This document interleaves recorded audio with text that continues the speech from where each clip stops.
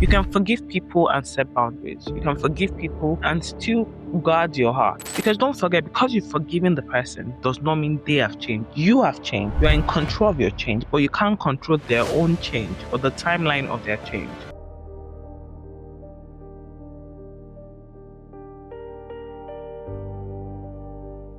Thank you for coming along with me on this topic. So today on Divorce and the Church, we're talking about forgiveness is not access. You see, sometimes the church has made us to think forgiveness is access. You can forgive people and set boundaries. You can forgive people and still guard your heart. Because don't forget, because you've forgiven the person does not mean they have changed. You have changed. You are in control of your change, but you can't control their own change or the timeline of their change. So when the church tells you to forgive your abuser, as a child of God, forgive the abuser, but you don't need to let them back into your life. Forgiveness is not access. It's not permission for somebody to come back into your life. Remember, the person has not necessarily changed. So you need to guard yourself. In fact, there's wisdom in forgiving and not letting who you're forgiving to re-enter your life in that same space if they have not changed. Let's look at Luke 17:3. Take it to yourselves. If your brother sins against you, rebuke him. And if he repents, forgive him. So you see, you can forgive. It's fine. Forgive. But you don't need to go back because you forgive him. It's not biblical to go back because you forgive him.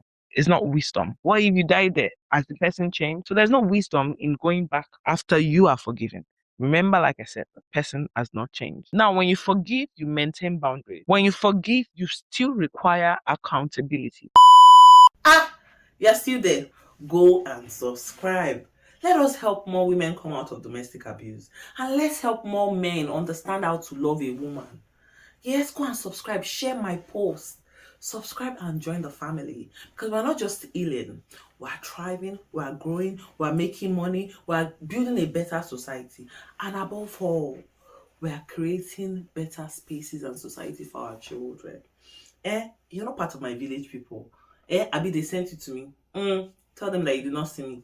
Yeah, go and subscribe. When you forgive, you still require accountability. You need to set boundaries. You still require accountability from the person you're forgiving. And if there's no accountability, that means there's no change. Move on. Don't go back into that kind of situation because you need to refuse further harm to yourself. Remember, I read Luke 17:3. In your own time, you can look at it. You're allowed to rebuke someone. You're allowed to forgive them. But what you shouldn't do is to foolishly take back someone that has not changed, or to go back into a space with an abuser that has not changed. Even God forgives us. But guess what? There are consequences. Yes, God forgives us, but there are consequences. We pray for the message of God. I pray for whoever's marriage is struggling at the moment, that God will help you to navigate it. Because ideally, the original design of marriage is beautiful, not what we have made culture to design or to redesign it in this day and age. Marriage is a beautiful thing. A healthy, godly marriage is a beautiful thing. So let's work on ourselves and let's set the right boundaries and love right. Bye for now.